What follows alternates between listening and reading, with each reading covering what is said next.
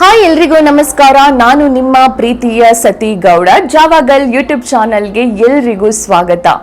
So ನಾನಿವತ್ತು ಒಂದು ಕಂಟೆಂಟನ್ನು ತಗೊಂಡು ಬಂದಿದ್ದೀನಿ. ಸೊ ಒಂದು ವಿಷಯನ ತಗೊಂಡು ಬಂದಿದ್ದೀನಿ. ಐ ಥಿಂಕ್ ನೀವು ಟೈಟಲಲ್ಲೇ ನೋಡಿರ್ಬೋದು ಏನು ವಿಷಯ ಅಂತ. ನಿಮ್ಮ ತಲೆಯಲ್ಲಿ ನೂರಾರು ಪ್ರಶ್ನೆಗಳು ಕಾಡ್ತಾ ಇದೆ. ಏನಪ್ಪ ಇವಾಗ ಆಲ್ರೆಡಿ ದಕ್ಷಿಣ ಕನ್ನಡ ಭಾಗದಲ್ಲಿ ಧರ್ಮಸ್ಥಳದ್ದು ಏನೇನೋ ವಾದ ವಿವಾದ ನಡೀತಾ ಇದೆ, ಮತ್ತೆ ಇವರು ಏನೋ ಒಂದು ಸತ್ಯ ಘಟನೆ ನೈಜ ಘಟನೆ ಅಂತ ಹೇಳ್ಕೊಂಡು ಯಾವುದೋ ಒಂದು ಕಂಟೆಂಟ್ ತಗೊಂಡು ಬಂದಿದ್ದಾರೆ. ಇನ್ನೊಂದೇನಪ್ಪಾ ಅಂತ ಕೇಳಬಹುದು. ಕಣ್ಣಾರೆ ಕಂಡಂತಹ ಒಂದು ನೈಜ ಘಟನೆ ಅಂಡ್ ಸತ್ಯ ಘಟನೆ ಉತ್ತರ ಕನ್ನಡ ಮತ್ತು ದಕ್ಷಿಣ ಕನ್ನಡದ ಊಟೋಪಚಾರಗಳ ಬಗ್ಗೆ ಆಗಿರ್ಬೋದು, ಅಲ್ಲಿಯ ಸಂಸ್ಕೃತಿಗಳ ಬಗ್ಗೆ ಆಗಿರ್ಬೋದು, ಅಲ್ಲಿಯ ಜನರ ಮಾತಿನ ಶೈಲಿಗಳಾಗಿರ್ಬೋದು, ಅಥವಾ ದೇವರು ದಿಂಡ್ರು ಅಂತ ಬಂದಾಗ ಅವರು ಯಾವ ಥರ ಪೂಜೆಯನ್ನ ಮಾಡ್ತಾರೆ, ದೇವರಿಗೆ ಎಷ್ಟು ಮಹತ್ವವನ್ನ ಕೊಡ್ತಾರೆ, ಪ್ರತಿಯೊಂದೂ ಕೂಡ ನಿಮಗೆ ಗೊತ್ತಿದೆ. ಒಂದು ಪದ್ಧತಿಗಳಾಗಿರ್ಬೋದು ಎಲ್ಲ ಸಿಮಿಲರ್ ಇದೆ. ಆದರೆ ನಾನಿವತ್ತು ಏನು ವಿಷಯನ ಹೇಳಕ್ ಹೊರಟಿದ್ದೀನಿ ಅಂತ ಹೇಳಿದ್ರೆ, ನಮ್ಮ ಉತ್ತರ ಕನ್ನಡ ಮತ್ತು ದಕ್ಷಿಣ ಕನ್ನಡ ಭಾಗದಲ್ಲಿ ಕೆಲವೊಂದು ಪದ್ಧತಿಗಳಿದಾವೆ. ಲೈಕ್ ನಂಬಿಕೆಯೋ ಅಥವಾ ಅತಿಯಾದ ಮೂಢನಂಬಿಕೆಯೋ ಕೆಲವೊಂದು ಅಂತ ಗೊತ್ತಾಗಲ್ಲ. ಕೆಲವೊಂದ್ಸರಿ ಏನು ಅಂತ ಹೇಳಿದ್ರೆ, ಒಂದಿಷ್ಟು ವರ್ಷಗಳ ಹಿಂದೆ, ಅಂದ್ರೆ ಒಂದು 10 ವರ್ಷಗಳ ಹಿಂದೆ ಅಥವಾ 7-8 ವರ್ಷಗಳ ಹಿಂದೆನೆ ಅಂತ ಅನ್ಕೊಳ್ಳೋಣ. ಅವಾಗೆಲ್ಲ ಏನು ಅಂತ ಹೇಳಿದ್ರೆ, ನಾವು ಒಂದು ಸ್ವಲ್ಪ ಚಿಕ್ಕವ್ರು ಇರ್ಬೇಕಾದ್ರೆ ಒಂದು ಸಿಟಿಗೆ ಹೋಗ್ಬೇಕಂತ ಹೇಳಿದ್ರು, ಒಂದು 5 ಕಿಲೋಮೀಟರ್ ಇರುವಂತ ಒಂದು ಸಿಟಿಗೆ ಹೋಗ್ಬೇಕು ಅಂತ ಹೇಳಿದ್ರು ಒಬ್ಬೊಬ್ಬರನ್ನೇ ಕಳಿಸ್ತಾ ಇರ್ಲಿಲ್ಲ. ಅಂಡ್ ಈ ಹೆಂಗಸರು ಹೆಣ್ಮಕ್ಳು ಒಬ್ಬೊಬ್ಬರೇ ಹೋಗ್ತಾನೂ ಇರಲಿಲ್ಲ, ಅಷ್ಟೊಂದು ಭಯ ಇತ್ತು. ಸೊ ಇವಾಗಾದ್ರೆ ಎಲ್ರೂ ಹೋಗ್ತಾರೆ, ಬಸ್ಗಳ ವ್ಯವಸ್ಥೆ ಇದೆ, ಮುಂದುವರೆದಿದ್ದಾರೆ. ಸೊ ಸೋಷಿಯಲ್ ಮೀಡಿಯಾ ಅಂತ ಹೇಳೋದು ಯಾವ ಮಟ್ಟಿಗೆ ಬಂದಿದೆ ಅಂತ ಹೇಳೋದು ನಿಮಗೂ ಗೊತ್ತಿದೆ. ಸೊ ಒಂದಿಷ್ಟು ವರ್ಷಗಳ ಹಿಂದೆ ಹಾಗಿರ್ಲಿಲ್ಲ. ನಾವು ಒಂದು ಬಟ್ಟೆ ತಗೊಂಡ್ಬೇಕು ಅಂತ ಸಿಟಿಗೆ ಹೋಗ್ಬೇಕಂದ್ರೂ ಮನೆಯಲ್ಲಿರುವಂತ ಹುಡುಗರಾಗಿರ್ಬೋದು ಅಥವಾ ಗಂಡಸರಾಗಿರ್ಬೋದು ಕರ್ಕೊಂಡು ಹೋಗ್ಬೇಕು, ಇಲ್ಲ ಅವರೇ ತಗೊಂಡ್ ಬರ್ಬೇಕು, ಅಥವಾ ಮನೆ ಸಾಮಗ್ರಿಗಳನ್ನ ತಗೊಂಡ್ ಬರ್ಬೇಕು ಅಂತ ಹೇಳಿದ್ರು ಕೂಡ ಅವರೇ ತಂದು ಕೊಡ್ಬೇಕಾಗಿತ್ತು. ಸೊ ಆ ಟೈಮಲ್ಲಿ ನಡೆದಿರುವಂತ ಒಂದು ಕೆಲವೊಂದು ಘಟನೆಗಳನ್ನ ನಾನು ನಿಮ್ಗೆ ಹೇಳ್ತೀನಿ. ದೇವರ ಕಾರ್ಯ ಅಂತ ಮಾಡ್ತಾರೆ. ಐ ಥಿಂಕ್ ಉತ್ತರ ಕನ್ನಡ ದಕ್ಷಿಣ ಕನ್ನಡದವ್ರಾಗಿದ್ರೆ ಅವ್ರು ಈ ವಿಡಿಯೋನ ನೋಡ್ತಾ ಇದ್ರೆ ಅವರಿಗೆ ತಿಳಿಯುತ್ತೆ. ಸೊ ಬೇರೆಯವರು ನೋಡ್ತಾ ಇದ್ರೆ ಅವರಿಗೂ ಕೂಡ ಈ ಒಂದು ಹೊಸದಾದ ಒಂದು ವಿಷಯ ತಿಳಿಯುತ್ತೆ. ದೇವರ ಕಾರ್ಯ ಅಂತ ಮಾಡ್ತಾರೆ. ಪ್ರತಿ ವರ್ಷನೂ ಕೂಡ ದೇವರ ಕಾರ್ಯ ಮಾಡುವಂಥದ್ದು. ಯಾಕಂದ್ರೆ ಪ್ರತಿ ವರ್ಷನೂ ಕೂಡ ತೀರ್ಥಯಾತ್ರೆಗೆ ಹೋಗೋಕ್ಕಾಗಲ್ಲ, ದೇವಸ್ಥಾನಗಳಿಗೆ ಹೋಗೋಕ್ಕಾಗಲ್ಲ ಅಂತ ಹೇಳ್ಕೊಂಡು ಪ್ರತಿ ವರ್ಷನೂ ಕೂಡ ದೇವರ ಕಾರ್ಯ ಅಂತ ಮಾಡ್ತಾರೆ. ಆ ಕಾರ್ಯದಲ್ಲಿ ದೇವರ ಕಾಣಿಕೆಗಳನ್ನ ಒಂದು ಬಿದಿರಿನ ವಾಲ್ ಇರುತ್ತಲ್ವಾ, ಸೊ ಅದ್ರಲ್ಲಾಗಿರ್ಬೋದು ಅಥವಾ ಡಬ್ಬಗಳಲ್ಲಾಗಿರ್ಬೋದು, ಸೇಫ್ ಆಗಿರುವಂತ ಕೆಲವೊಂದು ಡಬ್ಬಗಳಲ್ಲಾಗಿರ್ಬೋದು, ಅದನ್ನೆಲ್ಲ ಪ್ರತಿ ವರ್ಷ ಪೂಜೆ ಆದಾಗ್ಲೂ ಆ ಕಾಣಿಕೆಗಳನ್ನ ಅದ್ರೊಳಗಡೆ ಹಾಕೋದು, ಅದನ್ನ ಒಂದು ಸೇಫ್ ಜಾಗದಲ್ಲಿ ಇಡೋದು, ಮತ್ತೆ ನೆಕ್ಸ್ಟ್ ಇಯರ್ ಬಂದಾಗ ಅದೇ ಕಾಣಿಕೆಗಳನ್ನ ಮತ್ತೆ ಪೂಜೆ ಮಾಡಿಬಿಟ್ಟು ಅದೇ ಡಬ್ಬದೆಲ್ಲ ಹಾಕ್ಬಿಟ್ಟು ಅದನ್ನ ಒಂದು ಮನೆಯ ಮೇಲ್ಛಾವಣಿಯಲ್ಲಿ ಯಾರ ಗಂಧ ಗಾಳಿನೂ ಸೋಕದೆ ಇರುವಂತ ಜಾಗದಲ್ಲಿ ಅದನ್ನ ಭದ್ರವಾಗಿ ಇಟ್ಟಿರ್ತಾರೆ. ಸೊ ಒಂದಿನ ಏನ್ ಮಾಡ್ತಾರೆ ಅಂದ್ರೆ, ತುಂಬಾ ವರ್ಷಗಳ ಆದ್ಮೇಲೆ ಇಡೀ ಕುಟುಂಬ, ಮನೆಯಲ್ಲಿರೋರು, ಕುಟುಂಬ ಅಂದ ತಕ್ಷಣ ಅಪ್ಪ ಅಮ್ಮ ಮಗು ಅಂತಲ್ಲ, ಅವರ ಅಣ್ಣ ತಮ್ಮಂದಿರು, ಅವರ ತಾತನ ಅಣ್ಣ ತಮ್ಮಂದಿರು, ಈ ತರ ಎಲ್ಲ ಸೇರ್ಕೊಂಡು ಇಡೀ ಕುಟುಂಬ ಸೇರ್ಕೊಂಡು ತೀರ್ಥಯಾತ್ರೆಗೆ ಹೋಗ್ತಾರೆ. ಈ ತೀರ್ಥಯಾತ್ರೆ ಹೇಗಾಗುತ್ತೆ ಅಂದ್ರೆ, ನೀವು ಒಂದು ಹೇಳ್ತೀವಲ್ಲ ನಾವು, ಏನು ಅಂತ ಹೇಳಿದ್ರೆ, ಒಂದು ಮನೆ ಕಟ್ಟಿ ಆದ್ರೂ ನೋಡು, ಮದ್ವೆ ಮಾಡಿ ಆದ್ರೂ ನೋಡು ಅಂತ ಹೇಳ್ಕೊಂಡ ಕಷ್ಟ ಗೊತ್ತಾಗುತ್ತೆ ಅಂತ. ಅಷ್ಟೊಂದು ಏನು ಅಮೌಂಟ್ ಬೇಕಾಗುತ್ತೆ. ಹೇಗೆ ವಿಜೃಂಭಣೆಯಿಂದ ಮಾಡ್ತಾರೋ, ಸೊ ಹಾಗೆ ಒಂದು ಗೃಹ ಪ್ರವೇಶವನ್ನ ವಿಜೃಂಭಣೆಯಿಂದ ಹೇಗೆ ಮಾಡ್ತಾರೋ, ಅದೇ ರೀತಿ ಉತ್ತರ ಕನ್ನಡ ದಕ್ಷಿಣ ಕನ್ನಡ ವಿಭಾಗದಲ್ಲಿ ಈ ದೇವರ ಕಾರ್ಯ ಅಂತ ಹೇಳೋದನ್ನು ಕೂಡ ಅಷ್ಟೇ ಅದ್ದೂರಿಯಾಗಿ ಮಾಡ್ತಾರೆ. ಸೊ ಊರಿನವರು ಬಂದು ಅದರಲ್ಲಿ ಪಾಲ್ಗೊಳ್ತಾರೆ. ಒಂದು ಮದುವೆ ಮತ್ತೆ ಒಂದು ಗೃಹ ಪ್ರವೇಶ ಆದಾಗ ಎಷ್ಟು ಜನ ಬರ್ತಾರೋ ಅದೇ ರೀತಿ ಈ ದೇವರ ಕಾರ್ಯಕ್ಕೆ ಅಷ್ಟೊಂದು ಜನ ಬರ್ತಾರೆ. 1 ತಿಂಗಳ 2 ತಿಂಗಳಿಂದನೂ ಇದಕ್ಕೆ ಪ್ರಿಪ್ರೇಷನ್ ನಡೀತಾ ಇರತ್ತೆ. ಸೊ ಇವಾಗ ಲಗ್ನ ಪತ್ರಿಕೆ ಎಲ್ಲ ಪ್ರಿಂಟ್ ಆಗ್ತಿರಲ್ಲ, ಅದೇ ರೀತಿ ಈ ತರ ದೇವರ ಕಾರ್ಯಕ್ಕೆ ಹೋಗುವುದನ್ನು ಕೂಡ ಕಾರ್ಡ್ಗಳನ್ನ ಮಾಡಿಕೊಂಡು ಎಲ್ಲರಿಗೂ ಇನ್ವಿಟೇಷನ್ ನ ಕೊಟ್ಬಿಟ್ಟು ಆ ತರ ಇದ್ ಮಾಡ್ತಾರೆ. ಇದು 1 ವಾರಗಳ ಕಾಲ ಜರುಗುವಂತ ಪೂಜೆ ಆಯ್ತಾ. ತೀರ್ಥಯಾತ್ರೆಗೆ ಹೋಗ್ಬೇಕು ಅಂತ ಹೇಳಿದಾಗ ಮೊದಲನೇ ಶನಿವಾರ ಅವರು ಹೋಗೋದಿಕ್ಕೆ ಎಲ್ಲ ತಯಾರಿಗಳನ್ನ ಮಾಡಿಕೊಂಡು ಪ್ರತಿಯೊಂದೂರಿನವರು ಎಲ್ಲರೂ ಬಂದು ಅಷ್ಟು ಅದ್ದೂರಿಯಾಗಿ ಊಟಗಳನ್ನೆಲ್ಲ ಹಾಕಿ ಪೂಜೆಗಳನ್ನೆಲ್ಲ ಮಾಡಿ ಅವರನ್ನ ತೀರ್ಥಯಾತ್ರೆಗೆ ಕಳಿಸ್ಕೊಡ್ತಾರೆ. ತೀರ್ಥಯಾತ್ರೆಗೆ ಹೋದವರು ಬರೋ ತನಕನೂ ಕೂಡ ಮನೆಯಲ್ಲಿ ಪೂಜೆ ನಡೀತಾ ಇರುತ್ತೆ. ಅವರು ತೀರ್ಥಯಾತ್ರೆಯನ್ನ ಮುಗಿಸಿ ಬಂದಾದ ನೆಕ್ಸ್ಟ್ ಸ್ಯಾಟರ್ಡೇಗೆ ಮತ್ತೆ ದೊಡ್ಡದಾಗಿ ಅದನ್ನ ಪೂಜೆಗಳನ್ನೆಲ್ಲ ಮಾಡಿ ಅದನ್ನ ಆ ಪೂಜೆಯನ್ನ ಫಿನಿಶ್ ಮಾಡುವಂಥದ್ದು. ಸೊ ಇದನ್ನ ನಾನು ಮುಂದೆ ಯಾವುದಾದ್ರೂ ವಿಡಿಯೋದಲ್ಲಿ ನಾನು ಆ ಥರ ದೇವರ ಕಾರ್ಯಕ್ಕೆ ಹೋದಾಗ ಖಂಡಿತವಾಗ್ಲೂ ಅದನ್ನ ವಿವರವಾಗಿ ಯಾವ ರೀತಿ ನಡೆಯುತ್ತೆ ಅಂತ ಹೇಳ್ಕೊಂಡು ತಿಳಿಸ್ಕೊಡ್ತೀನಿ. ನೀವು ಕೇಳ್ಬೋದು, ಈ ದೇವರ ಕಾರ್ಯಕ್ಕೂ ಇವಾಗ ನಡೀತಾ ಇರುವ ಧರ್ಮಸ್ಥಳದಕ್ಕೂ ಏನು ಸಂಬಂಧ ಅಂತ ಕೇಳ್ಬೋದು. 100% ಸಂಬಂಧ ಇದೆ. ಯಾಕೆ ಅಂತ ಹೇಳಿದ್ರೆ, ಜನಗಳಿಗೆ ನಂಬಿಕೆ ಇರುವುದು ಸಹಜ, ನಂಬಲೇಬೇಕು. ದೇವರನ್ನಾಗಲಿ ಅಥವಾ ಕೆಲವೊಂದು ವ್ಯಕ್ತಿಗಳನ್ನಾಗಲಿ ಕೆಲವೊಂದು ಸಂಪ್ರದಾಯಗಳನ್ನಾಗಲಿ ಪ್ರತಿಯೊಂದನ್ನು ನಂಬುವಂಥದ್ದು ಓಕೆ.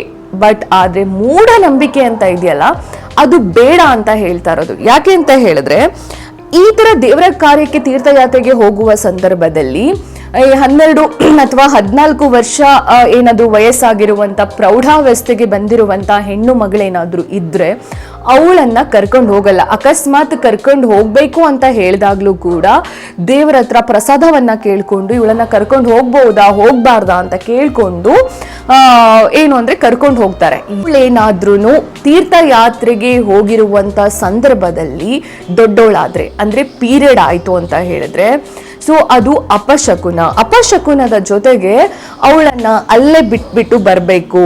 ಸೊ ಏನು ಅಂತ ಹೇಳಿದೆ, ಸೊ ಅದನ್ನ ದೇವರು ಬೇಕು ಅಂತ ಬಯಸ್ತಾ ಇದ್ದಾರೆ ಅಂತ ಹೇಳ್ಕೊಂಡು ಆ ಹುಡುಗಿಯನ್ನ ಅಲ್ಲೇ ಬಿಟ್ಬಿಟ್ಟು ಬರ್ತಾರೆ. ಇದು ಒಂದು ಅತಿಯಾದ ಮೂಢನಂಬಿಕೆ ಆಯ್ತಾ. ಅದು ಕೆಲವೊಂದು ಏನು ಪೀರಿಯಡ್ ಆಗೋದು ಅಥವಾ ಕೆಲವೊಬ್ಬರಿಗೆ 12 ವರ್ಷದಲ್ಲಾಗುತ್ತೆ, 14 ವರ್ಷದಲ್ಲಾಗುತ್ತೆ, ಕೆಲವೊಬ್ಬರಿಗೆ 16 ವರ್ಷದಲ್ಲಾಗುತ್ತೆ. ಸೊ ಅದು ನೇಚರ್ ಆಯ್ತಾ. ಬಟ್ ಆದ್ರೆ ಇಲ್ಲಿರುವಂತ ಒಂದು ಮೂಢನಂಬಿಕೆ ಏನು ಅಂದ್ರೆ, ಅಕಸ್ಮಾತ್ ಅವಳನ್ನ ಕರ್ಕೊಂಡು ಹೋದಾಗ ಅಲ್ಲಿ ಏನಾದ್ರೂ ಅವಳು ದೊಡ್ಡೋಳಾದ್ಲು, ಪೀರಿಯಡ್ ಆದ್ಲು ಅಂತ ಹೇಳಿದ್ರೆ ಅಲ್ಲೇ ಬಿಟ್ಬಿಟ್ಟು ಬರ್ತಾರೆ. ಕೆಲವೊಬ್ರು ಏನ್ ಮಾಡ್ತಾರೆ ಅಂತ ಹೇಳಿದ್ರೆ, ಆ ಪ್ರದೇಶದ ಅಂದ್ರೆ ತೀರ್ಥಯಾತ್ರೆಗೆ ಹೋಗಿರುವಂತ ಪ್ರದೇಶದ ಯಾವುದೋ ಒಂದು ದೂರದಲ್ಲಿ ಒಂದು ಮೂಲೆಯಲ್ಲಿ ಅವರನ್ನ ಒಂದು ಪ್ರದೇಶದಲ್ಲಿ ಕೂರ್ಸ್ಕೊಂಡು ಹೋಗಿರ್ತಾರೆ ಅಂತ ಹೇಳ್ಕೊಂಡು ಎಲ್ಲೋ ಒಂದ್ ಕಡೆ ಕೂರ್ಸ್ಕೊಂಡು ಹೋಗಿರ್ತಾರೆ. ಇವರು ತೀರ್ಥಯಾತ್ರೆಯನ್ನೆಲ್ಲ ಮುಗಿಸ್ಕೊಂಡು ಬರ್ಬೇಕಾದ್ರೆ ಆ ಹುಡುಗಿ ಅಥವಾ ಅವಳು ಅಲ್ಲಿ ಇರ್ಲಿಲ್ಲ ಅಂತ ಹೇಳಿದಿದ್ರೆ, ಕಾಣೆಯಾಗಿದ್ಲು ಅಂತ ಹೇಳಿದಿದ್ರೆ, ಅವಾಗ ಪೊಲೀಸ್ ಸ್ಟೇಷನ್ಗಾಗ್ಲಿ ಅಥವಾ ಪೊಲೀಸ್ ಕಂಪ್ಲೇಂಟ್ ಆಗ್ಲಿ ಆ ಥರದ್ದು ಏನೂ ಸಹ ಮಾಡಲ್ಲ. ಏನು ಅಂತ ಹೇಳಿದ್ರೆ, ದೇವರ ಸೇವೆಗೆ ಅಂತಾನೇನೆ ದೇವರೇನೇನೆ ಅವಳನ್ನ ಕರ್ಕೊಂಡಿದ್ದಾರೆ. ಸೊ ಏನು ಅಂತ ಹೇಳಿದ್ರೆ, ದೇವರಿಗೋಸ್ಕರ ಅಂತ ಅದನ್ನ ಬಿಟ್ಟು ಹೋಗ್ಬೇಕು ಅಂತ ಹೇಳ್ಕೊಂಡು ಅವರು ಅಕ್ಕಪಕ್ಕದಲ್ಲಿ 1-2 ಕಡೆ ನೋಡ್ತಾರೆ. ಅವಳು ಕಾಣದೇ ಇದ್ದಾಗ ದೇವರೇ ಈ ತರ ಮಾಡಿಸಿರೋದು, ದೇವರೇ ಹೀಗ್ ಮಾಡಿರೋದು ಅಂತ ಹೇಳ್ಕೊಂಡು ಅವಳನ್ನ ಅಲ್ಲೇ ಬಿಟ್ಟು ಹೋಗುವಂತ ಒಂದು ಪದ್ಧತಿ. ಇದು ಏನು ಅಂತ ಹೇಳಿದ್ರೆ, ಆಲ್ಮೋಸ್ಟ್ ಉತ್ತರ ಕನ್ನಡ, ದಕ್ಷಿಣ ಕನ್ನಡ ವಿಭಾಗದ ವ್ಯಕ್ತಿಗಳು ಈ ವಿಡಿಯೋ ನೋಡ್ತಾ ಇದ್ರೆ ಅವರಿಗೆ ಗೊತ್ತಾಗುತ್ತೆ. ಸೊ ನಾವು ಚಿಕ್ಕವರು ಇರ್ಬೇಕಾದ್ರೆ ನಾವು ಹೋಗ್ಬೇಕು ಅಂತ ಹೇಳಿದಾಗ ಸಿಕ್ಕಾಪಟ್ಟೆ ಭಯ ಪಡ್ತಿದ್ವಿ.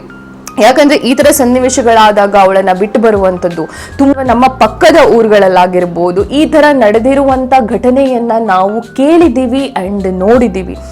ಸೊ ಕೂಡ ನಮ್ಮ ಉತ್ತರ ಕನ್ನಡ, ದಕ್ಷಿಣ ಕನ್ನಡ ವಿಭಾಗದ ಕೆಲವೊಂದು ಹಳ್ಳಿಗಳಿಗೆ ಹೋಗ್ಬಿಟ್ಟು ಕೇಳಿದಾಗ, ನಂದೊಬ್ಬ ಮಗ ಇದ್ದ ಅಥವಾ ನಂದೊಬ್ಳು ಮಗಳು ಇದ್ಲು ಅಥವಾ ನನ್ನ ಹೆಂಡತಿ ಈ ತರ ಯಾತ್ರೆಗೆ ಹೋದಾಗ ಕಳೆದು ಹೋದ್ಲು ಅವಳು, ಅಲ್ಲಿ ಕಳ್ಕೊಂಡ್ವಿ ಅವಳನ್ನ ಅಂತ ಸ್ಟೋರಿಗಳನ್ನ ಹೇಳ್ತಾರೆ ಹೊರತಾಗಿ ಮತ್ತೆ ಬೇರೆ ಯಾವ ಪ್ರಯೋಜನನೂ ಕೂಡ ಇಲ್ಲ.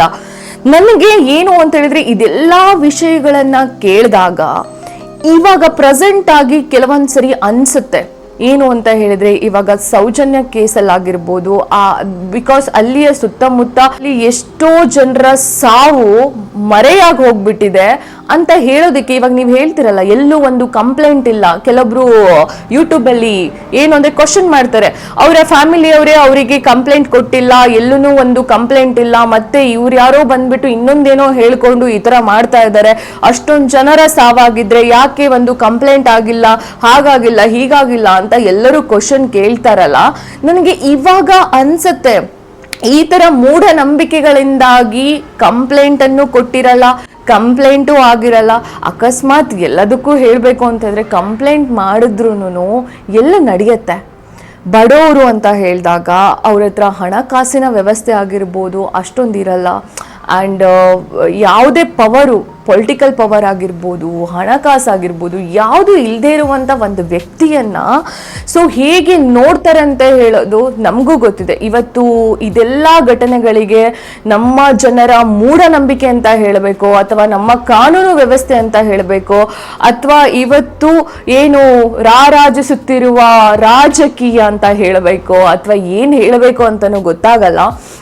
ಸೊ ಕೆಲವೊಂದು ವಿಷಯ, ಕೆಲವೊಂದು ಪ್ರದೇಶ, ಆಮೇಲೆ ಕೆಲವೊಂದು ವ್ಯಕ್ತಿಗಳು ಅಂತ ಬಂದಾಗ ನಾವು ಕೆಲವೊಂದು ಸರಿ ಬಾಯಿ ಮುಚ್ಕೊಂಡಿರ್ತೀವಿ.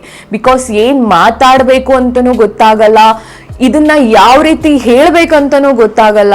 ಸೊ ಏನು ಅಂತ ಹೇಳಿದ್ರೆ, ನಾವು ಕೂಡ ಸಿಂಗಲ್ ಆಗಿ ಟ್ರಾವೆಲ್ಲು ಎಲ್ಲ ಮಾಡ್ತಾ ಇರೋದ್ರಿಂದಾಗಿ ಕೆಲವೊಂದ್ಸರಿ ಎಲ್ಲರಿಗೂ ಒಂದು ಭಯ ಅಂತ ಹೇಳೋದು ಕೂಡ ಇರುತ್ತೆ. ಜೀವನದಲ್ಲಿ ಯಾರು ಇಲ್ದೇಗಿದ್ದಾಗ ನಮಗೆ ದೇವ್ರು ಮಾತ್ರ ಇರೋದು 100% ನಿಜ. ಬಟ್ ಆದರೆ ಅತಿಯಾದ ಮೂಢನಂಬಿಕೆ ಇದೆಯಲ್ಲ, ಮೂಢನಂಬಿಕೆ ಒಳ್ಳೇದಲ್ಲ, ಸರಿ ಅಂತ ಗೊತ್ತಿಲ್ಲ. ಯಾವುದೇ ದೇವಸ್ಥಾನ ಆಗಿರ್ಬೋದು, ನಾನು ಪರ್ಟಿಕ್ಯುಲರ್ ಆಗಿ ಇದೇ ದೇವಸ್ಥಾನ ಅಂತ ಹೇಳ್ತಾ ಇಲ್ಲ, ಯಾವುದೇ ದೇವಸ್ಥಾನ ಆಗಿರ್ಬೋದು, ಬಟ್ ನಾವಲ್ಲಿ ಕಷ್ಟ ಹೇಳ್ಕೊಳಕ್ಕೆ ಅಂತ ಹೋದಾಗ ಇಷ್ಟೊಂದು ಅಲ್ಲಿ ಒಂದು ಅನಾಚಾರ ನಡೀತಾ ಇದೆ ಅಥವಾ ಒಂದು ಕ್ರೌರ್ಯ ನಡೀತಾ ಇದೆ ಅಂತ ಹೇಳಿದಾಗ ನನಗೆ ಕ್ವಶನ್ ಮಾರ್ಕ್ ಆಗುತ್ತೆ. ದೇವ್ರು ಇರೋದೇ ಹೌದಾ, ಅಕಸ್ಮಾತ್ ಇಲ್ವಾ, ಇಲ್ಲ ದೇವರ ಕಣ್ಣಿಗೂ ಕೂಡ ಬಟ್ಟೆ ಕಟ್ಬಿಟ್ಟಿದಾರಾ, ಅಥವಾ ದೇವರ ಶಕ್ತಿಗೂ ಕೂಡ ಏನು ಬಂಧ ಹಾಕ್ಬಿಟ್ಟಿದಾರ? ಯಾಕೆಂತ ಹೇಳಿದ್ರೆ ನಾವು ಎಷ್ಟೋ ಕಷ್ಟಗಳನ್ನ ಹೇಳ್ಕೊಳಕ್ ಹೋಗ್ತೀವಿ. ಸೊ ಅಲ್ಲಿ ಅಷ್ಟೊಂದು ಕೃತ್ಯಗಳು, ಅಷ್ಟೊಂದು ಕ್ರೌರ್ಯಗಳು ನಡೆದಾಗ ಅಲ್ಲಿ ಯಾಕೆ ದೇವ್ರು ಬಂದಿಲ್ಲ, ದೇವ್ರು ಯಾಕೆ ಕಾಪಾಡಿಲ್ಲ, ಎಷ್ಟೊಂದು ಹೆಣ್ಣು ಮಕ್ಕಳ ಕೂಗನ್ನ ಯಾಕೆ ದೇವ್ರು ಕೇಳಿಸ್ಕೊಂಡ್ಲಿಲ್ಲ? ಅಕಸ್ಮಾತ್ ದೇವ್ರು ಇರೋದೇ ಹೋದಾದ್ರೆ ದೇವ್ರಿಗೆ ಇಷ್ಟೊಂದು ಟೈಮ್ ಬೇಕಿತ್ತ? ಬಿಕಾಸ್ ಏನಂದ್ರೆ ಇಷ್ಟೊಂದು ವರ್ಷಗಳ ಟೈಮ್ ಬೇಕಿತ್ತ? ಸೊ ಅಂತ ನರ ರಾಕ್ಷಸರು, ಅಕಸ್ಮಾತ್ ಅಂತ ಕೃತ್ಯವನ್ನ ಎಸಗಿದವರು ಸೊ ಅಲ್ಲೇ ಇರ್ಬೇಕಾದ್ರೆ, ಅಲ್ಲೇ ಆರಾಮಾಗಿ ಇರ್ಬೇಕಾದ್ರೆ ಆರಾಮ್ ತಡಿಲಿಲ್ಲ, ಯಾಕೆ ಅಂತ ಎಷ್ಟೋ ಹೆಣ್ಣು ಮಕ್ಕಳನ್ನ ಕಾಪಾಡ್ಲಿಲ್ಲ ಅಂತ ನಮಗೆ ಕ್ವಶನ್ ಬರುತ್ತೆ. ಆ ಕ್ವಶನಿಗೆ ನಿಮ್ಮಲ್ಲೇ ಆನ್ಸರ್ ಇದೆ, ನಮ್ಮಲ್ಲೇ ಆನ್ಸರ್ ಇದೆ. ಯಾವುದೇ ಆಗ್ಲಿ ನಂಬಿಕೆಗಳ ಇರಬೇಕು, ಬಟ್ ನಮ್ಮನ್ನ ನಾವು ಕಳೆದುಕೊಳ್ಳುವಷ್ಟು ಮೂಢನಂಬಿಕೆ ಬೇಡವೇ ಬೇಡ. ಯಾರಾದ್ರೂ ವಿಡಿಯೋವನ್ನ ನೋಡ್ತಾ ಇದ್ರೆ ನಿಮ್ಮ ಕುಟುಂಬದಲ್ಲಿ ಅಥವಾ ನಿಮ್ಮ ಊರಿನಲ್ಲಿ ಅಥವಾ ನಿಮ್ಮ ಪ್ರದೇಶದಲ್ಲಿ ಈ ತರ ಏನಾದ್ರೂ ಈ ತರ ನಿಮ್ಮ ಈ ಮೂಢನಂಬಿಕೆಯಿಂದ ಯಾರನ್ನಾದ್ರೂ ಕಳ್ಕೊಂಡಿದ್ರೆ, ಯಾರಾದ್ರೂ ಈ ತರ ಕಳ್ಕೊಂಡು ಬಿಟ್ಬಿಟ್ಟು ಬಂದಿದ್ರೆ 100% ಅದಕ್ಕೆ ನೀವು ಆಕ್ಷನ್ ತಗೊಳ್ಳಿ. ಬಿಕಾಸ್ ಇವಾಗ್ಲಾದ್ರೂ ಎಚ್ಚೆತ್ಕೊಳ್ಳಿ, ಇವಾಗ್ಲಾದ್ರೂ ಈ ಅತಿಯಾದ ಮೂಢನಂಬಿಕೆಯಿಂದ ಹೊರಗಡೆ ಬನ್ನಿ. ಇಲ್ಲ ಹೇಳಿದ್ರೆ ಇದೊಂದು ಜನ್ಮವನ್ನ ನಮಗ್ ಕೊಟ್ಟಿದ್ದಾನೆ, ಆ ಜನ್ಮವನ್ನ ಜೀವಿಸ್ಬೇಕು. ಕಷ್ಟನೋ ಸುಖನೋ ಏನ್ ಬರುತ್ತೋ ಮಣ್ಣು ಮಸಿ ಸೆಕೆಂಡ್ರಿ, ಬಟ್ ಜೀವಿಸ್ಬೇಕು, ಪ್ರತಿ ಕ್ಷಣನೂ ಜೀವಿಸ್ಬೇಕು. ಸೊ ಏನು ಅಂತ ಹೇಳಿದ್ರೆ ಸಡನ್ ಆಗಿ ಯಾರದ್ದು ಪ್ರಾಣ ಹೆಂಗೆಂಗೋ ಹೋಗುತ್ತೆ, ಹಾರ್ಟ್ ಅಟ್ಯಾಕ್ ಆಗುತ್ತೆ ಅಥವಾ ಆಕ್ಸಿಡೆಂಟ್ ಆಗುತ್ತೆ, ಏನೇನೋ ಆಗುತ್ತೆ, ಆ ತರ ಕಳ್ಕೊಂಡ್ರೆ ಓಕೆ. ಬಟ್ ಈ ತರದೆಲ್ಲ ಮೂಢನಂಬಿಕೆಗಳಿಂದೆಲ್ಲ ನಿಮ್ಮ ಜನಗಳನ್ನ ಅಥವಾ ನಿಮ್ಮವರನ್ನ ಕಳ್ಕೋಬೇಡಿ. ಅತಿಯಾದ ಮೂಢನಂಬಿಕೆ ಒಳ್ಳೇದಲ್ಲ ಅಂತ ಹೇಳ್ತೀನಿ. ಅತಿಯಾದ ಮೂಢನಂಬಿಕೆಗಳಿಂದ ಇವತ್ತು ಕೂಡ ಬದುಕ್ತಾ ಇದ್ರೆ ಅದನ್ನ ಇವತ್ತೇನೆ ಬಿಟ್ಟು ಬಿಡಿ. ಯಾವ ದೇವರು ಕೂಡ ಯಾರನ್ನು ಕೂಡ ಈ ತರದೆಲ್ಲ ಕಳ್ಕೊಳ್ಳಲ್ಲ. ಈ ತರ ಪದ್ಧತಿಗಳೆಲ್ಲ ಇದ್ರೆ 100% ಅದನ್ನ ಬಿಟ್ಬಿಡಿ. ದೇವರನ್ನ ಪೂಜೆ ಮಾಡಿ, ತೀರ್ಥಯಾತ್ರೆಗೆ ಹೋಗಿ ಎಲ್ಲ ಮಾಡಿ, ಬಟ್ ಆದ್ರೆ ನಿಮ್ಮವರನ್ನ ನೀವು ಅತಿಯಾದ ಮೂಢನಂಬಿಕೆಯಿಂದ ಕಳ್ಕೋಬೇಡಿ ಅಂತ ಹೇಳ್ತೀನಿ. ಸೊ ಈ ವಿಡಿಯೋ ನಿಮ್ಗೆ ಇಷ್ಟ ಆಗಿದ್ರೆ ದಯವಿಟ್ಟು ಲೈಕ್ ಮಾಡಿ, ದಯವಿಟ್ಟು ಈ ವಿಡಿಯೋನ ಶೇರ್ ಮಾಡಿ ಅಂತ ಹೇಳ್ತೀನಿ. ಯಾಕಂತಂದ್ರೆ ನೀವು ಒಂದೊಂದು ಶೇರ್ ಮಾಡೋದು ಸೊ ಎಷ್ಟೋ ಜನರಿಗೆ ಈ ತರ ಮೂಢನಂಬಿಕೆಯಲ್ಲಿ ಬದುಕ್ತಾ ಇರುವಂತ ಜನಗಳಿಗೆ ಒಂದು ರಿಯಲೈಸ್ ಆಗ್ಬಹುದು, ಅಥವಾ ಅವರು ಕಳ್ಕೊಂಡಿರೋರ್ನ ಮತ್ತೆ ಹುಡುಕ್ಬಹುದು, ಅಥವಾ ಅಟ್ಲೀಸ್ಟ್ ಕಳ್ಕೊಂಡಿರೋರ ಅಟ್ಲೀಸ್ಟ್ ಶವವಾದ್ರೂ ಸಿಕ್ಕಿದ್ರೆ ಅದಕ್ಕೆ ಒಂದು ಅಂತ್ಯ ಸಂಸ್ಕಾರವನ್ನಾದ್ರೂ ಮಾಡಬಹುದು, ಎಕ್ಸೆಟ್ರಾ ಎಕ್ಸೆಟ್ರಾ. ಅದು ಏನು ಹೇಳಬೇಕು ಅಂತನೂ ಗೊತ್ತಾಗಲ್ಲ. ಯಾಕೆ ಅಂತ ಹೇಳಿದ್ರೆ ಕೆಲವೊಂದ್ಸರಿ ಏನು ಗೊತ್ತಾ, ನಮಗೆ ಎಲ್ಲಿ ನ್ಯಾಯ ಸಿಗ್ತೀವೋ, ನಮಗೆ ಎಲ್ಲಿ ನ್ಯಾಯ ಸಿಗಬೇಕು ಅಂತ ಅಂದ್ಕೊಂಡಿರ್ತೀವೋ, ಅಥವಾ ಯಾರನ್ನ ದೇವರು ಅಂತ ಪೂಜೆ ಮಾಡ್ತೀವೋ, ಅಲ್ಲೇನೆ ನಮಗೆ ನ್ಯಾಯ ಸಿಗದೆ ಹೋದಾಗ, ದೊರಕದೆ ಹೋದಾಗ ತುಂಬ ನೋವಾಗುತ್ತೆ. ನಂಬಿಕೆಗಳೇ ಸಾಯುತ್ತೆ, ನಂಬಿಕೆಗಳೇ ಹೋಗುತ್ತೆ.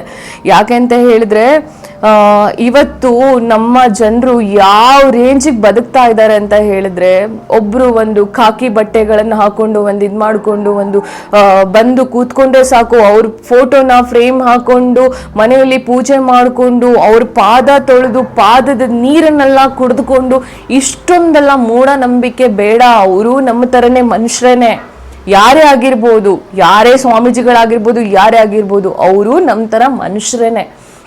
ಸೊ ಅವ್ರಿಗೂ ಹೆಂಡತಿ ಮಕ್ಕಳು ಫ್ಯಾಮಿಲಿ ಅವರು ಇವರು ಎಲ್ಲರೂ ಇರ್ತಾರೆ, ನಮ್ಮ ಥರನೇ ಊಟ ಮಾಡ್ತಾರೆ, ನಮ್ಮ ಥರನೇ ಎಲ್ಲಾನು ಮಾಡ್ತಾರೆ, ಊಮಾ ಹೇ ಎಲ್ಲ ಮಾಡ್ತಾರೆ. ಸೊ ಏನು ಅಂತ ಹೇಳಿದ್ರೆ ದೇವ್ರ ಮೇಲೆ ನಂಬಿಕೆ ಇರಲಿ, ಆದರೆ ಮೂಢನಂಬಿಕೆ ಬೇಡ ಅಂತ ಹೇಳ್ತೀನಿ. ದಯವಿಟ್ಟು ಆದಷ್ಟು ಈ ವಿಡಿಯೋನ ಶೇರ್ ಮಾಡಿ, ಸಪೋರ್ಟ್ ಮಾಡಿ. ಸೊ ನಿಮಗೆ ಏನಾದ್ರೂ ಅನಿಸಿಕೆಗಳಿದ್ರೆ ದಯವಿಟ್ಟು ಕಾಮೆಂಟ್ ಮಾಡಿ. ಅಕಸ್ಮಾತ್ ನಿಮ್ಮ ಪ್ರದೇಶದಲ್ಲಿ ಈ ಥರದ್ದು ಏನಾದರೂ ನಿಮಗೆ ಕಂಡು ಬಂದಲ್ಲಿ, ಅಕಸ್ಮಾತ್ ಈ ಥರ ಘಟನೆಗಳ ಬಗ್ಗೆ ಏನಾದರೂ ಕೇಳಿದಿದ್ರೆ ದಯವಿಟ್ಟು ನನಗೆ ಕಾಮೆಂಟ್ ಮಾಡಿ. ಸೊ ತಿಳಿಸಿ ವಿಷಯಗಳನ್ನು. ಹಾಗೆ ಆದಷ್ಟು ಶೇರ್ ಮಾಡಿ. ನಿಮ್ಮ ಒಂದೊಂದು ಶೇರ್ ಕೂಡ ಎಷ್ಟೋ ಜನಕ್ಕೆ ಹೆಲ್ಪ್ ಆಗ್ಬೋದು, ಎಷ್ಟೋ ಜನ ಈ ಮೂಢನಂಬಿಕೆಯಿಂದ ಅಟ್ಲೀಸ್ಟ್ ಇವಾಗಾದ್ರೂ ಹೊರಗಡೆ ಬರ್ಬೋದು ಅಂತ ಹೇಳ್ಕೊಂಡು ಕೇಳ್ಕೊತೀನಿ. Thank you so much.